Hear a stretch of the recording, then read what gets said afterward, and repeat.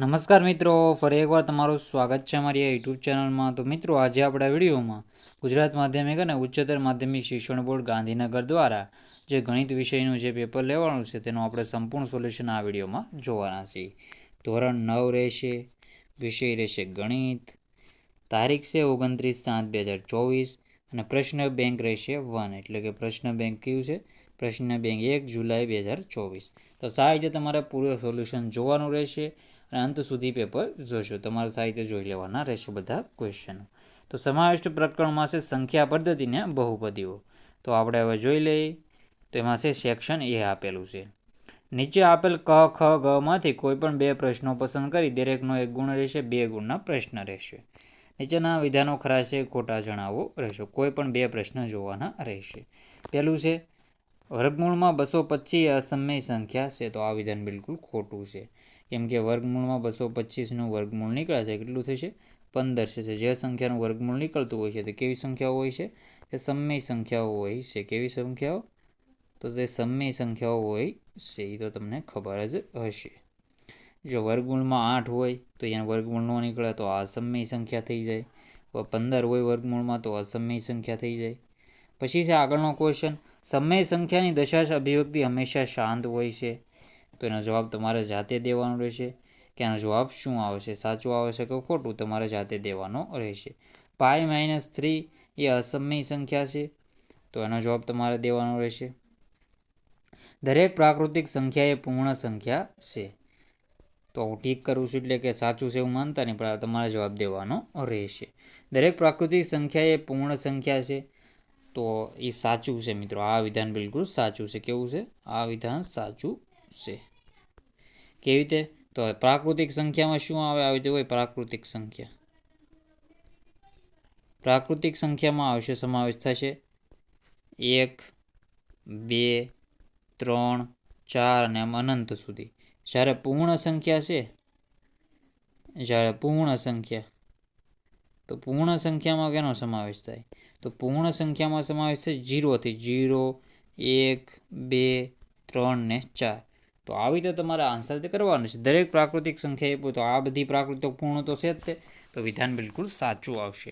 1 અને 2ની વચ્ચે અસમય સંખ્યાઓ, અસંખ્ય અસમય સંખ્યાઓ આવેલી હોય છે. તો આ વિધાન કેવું છે? સાચું ખોટું? સાચું થઈ શકે. પછી આગળના ક્વેશ્ચન છે, નીચે આપેલા વિધાનો સાચા બને તેમ કોષમાં આપેલ જવાબમાંથી યોગ્ય જવાબ પસંદ કરીને લખો. તો છે 9 ઉપર 3/2. તો આવી રીતે થશે. તો 9 બરાબર, તો 9 એટલે કે 3નો વર્ગ થશે. ઉપર છે 3/2, આ ઉડી જશે. 3 તેરી 3નો વર્ગ એટલે 27 જવાબ આવશે. આમાં કેટલો? 27 જવાબ આવી જશે. પછી છે 7 વર્ગમૂળમાં 5 એ ખાલી જગ્યા સંખ્યા છે. પ્રાકૃતિક સંખ્યા, અસમય સંખ્યા કે અસમય સંખ્યા? પ્રાકૃતિક સંખ્યા નથી, અસમય સંખ્યા હોઈ શકે. 3 વર્ગમૂળમાં 5, તો આવી રીતે 3 વર્ગમૂળમાં 5, 5 થઈ તો 5 થઈ જશે. ગુણ્યા 2 તો છે જ તે. તો 3 પંચા 15 અને 15 30 જવાબ આવશે. આમાં કેટલો? 30 જવાબ આવી જશે. સૌથી નાની પ્રાકૃતિક સંખ્યા 1 છે. અને પછી છે 81, આમાં 27, સમય 30, 1 અને 81, 1/2. તો 9નો વર્ગ, તો જવાબ આવશે 9. ખાલી જવાનો જવાબ આવી જશે 9 જવાબ આવી જશે. તો આવી રીતે તમારે કરી લેવાનું રહેશે, સારી રીતે જોઈ લેવાનું રહેશે. નીચેના વિધાનો સાચા બને તે રીતે યોગ્ય વિકલ્પ પસંદ કરીને જવાબ લખો. સમય સંખ્યાનું દશાંશ સ્વરૂપ નીચેનામાંથી હોઈ શકે. તો આપણે જોઈએ A, B બંને હોઈ શકે. અનંત આવૃત્તિ હોઈ શકે, શાંતિ હોઈ શકે. તો એ હોઈ શકે. નીચેનામાંથી કઈ સમય સંખ્યા છે? તો સમય સંખ્યા કઈ છે? એનો જવાબ તમારે દેવાનો રહેશે. પછી છે 2 વર્ગમૂળમાં 3 પ્લસ 3 વર્ગમૂળમાં 3. તો એમાં જવાબ શું આવશે? 5 પ્લસ 3 પ્લસ 2. તો શું જવાબ આવશે એનો? 5 વર્ગમૂળમાં 5 ને 3. તો એવી રીતે જવાબ તમે આપી શકો. તો આ બેનો તમારે સરવાળો કરવાનો રહેશે. પછી છે 64 1/6. તો જવાબ આવશે 2/6, 1/6. તો જવાબ આવશે 2. શું જવાબ આવશે? એનો 2 જવાબ આવશે. વર્ગમૂળમાં 2 એનું દશાંશ સ્વરૂપ કેવું છે તો તમારે જણાવવાનું રહેશે. પછી છે 243 ઉપર 5 ઘાત, તો શું જવાબ આવશે? 3 જવાબ આવશે. કેમ કે 3 ગુણ્યા 3 કરશો, 3 ગુણ્યા 3 ગુણ્યા 3 ગુણ્યા 3, 5 ફેરી કરશો તો આ 9, અહીંયા 27, અહીંયા કરશો 81, 81 ગુણ્યા 3 તો 243, તો જવાબ આવશે તમારો 3 જવાબ આવી જશે. પછી છે સેક્શન બી. નીચેના પ્રશ્નો માગ્યા પ્રમાણે ગણતરી કરી જવાબ આપો. કોઈ પણ 3 પ્રશ્નો પસંદ કરો. 2 અને 3 વચ્ચેની 4 સમયી સંખ્યાઓ શોધો. તો એનો જવાબ તમારે મિત્રો જાતે કરવાનો રહેશે આ બધા ક્વેશ્ચનના. પછી છે આ ક્વેશ્ચનનો પણ જવાબ જાતે કરવો. 125 માઇનસ વર્ગ ઉપર એની ઉપર ઘાત છે -1/30 સાદું રૂપ આપવાનું છે. નીચેની સંખ્યાઓ સમય છે કે અસમય સંખ્યાઓ એ વર્ગીકરણ કરો. તો આ આપણે જોઈએ તો 0 આવશે, એ સમય છે. વર્ગમૂળમાં 25 એ કેવી સમય સંખ્યા? સમય સંખ્યા છે. પછી π2 તમારે જણાવવાનું રહેશે. પછી છે 5/7 અને 3/11 વચ્ચેની 2 સમય અસમય સંખ્યાઓ શોધો. સંખ્યા રેખા પર વર્ગમૂળમાં 3ને દર્શાવો. પછી છે 6 વર્ગમૂળમાં 15 અને 2 અને વર્ગમૂળમાં 3 વડે ભાંગો. તો એ તમારે એનો જવાબ દેવાનો રહેશે.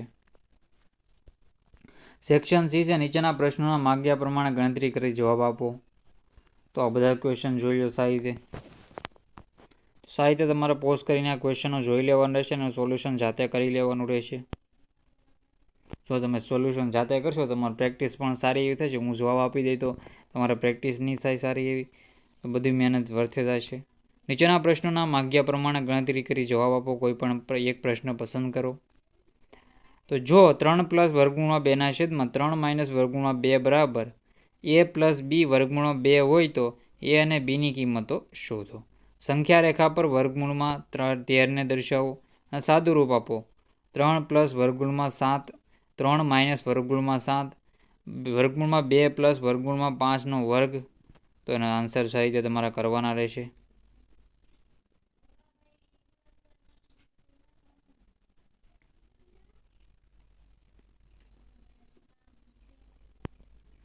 તો સાહિત્ય તમારે જોઈ લેવાનું છે. સાદું રૂપ આપી દેવાના રહેશે. અને પ્રશ્ન 2 છે એ પણ સાહિત્ય જોઈ લેવો. આ વિધાનો ખરા ખોટા છે એ પણ જોઈ લેવા. તો બધા ક્વેશ્ચન હું ધીરે ધીરે સ્ક્રોલ કરું છું, જોઈ લેજો તમે. બાકી આનો આપણે સંપૂર્ણ સોલ્યુશન બીજો વિડીયો લઈને આવશું. એમાં એ માટે તમારો બીજો વિડીયો આવશે. બીજો વિડીયો એ તમારે જોવાનો રહેશે. ત્યાં સુધી અમારી આ યુટ્યુબ ચેનલને સબસ્ક્રાઈબ કરી લેજો એટલે સીધો તમને એ વિડીયો મળી જશે. તો સાહિત્યના આન્સર જોઈ લો બધાના. સોરી મિત્રો, ક્વેશ્ચન જોઈ લો. આન્સર તમારે જાતે કરવાના રહેશે.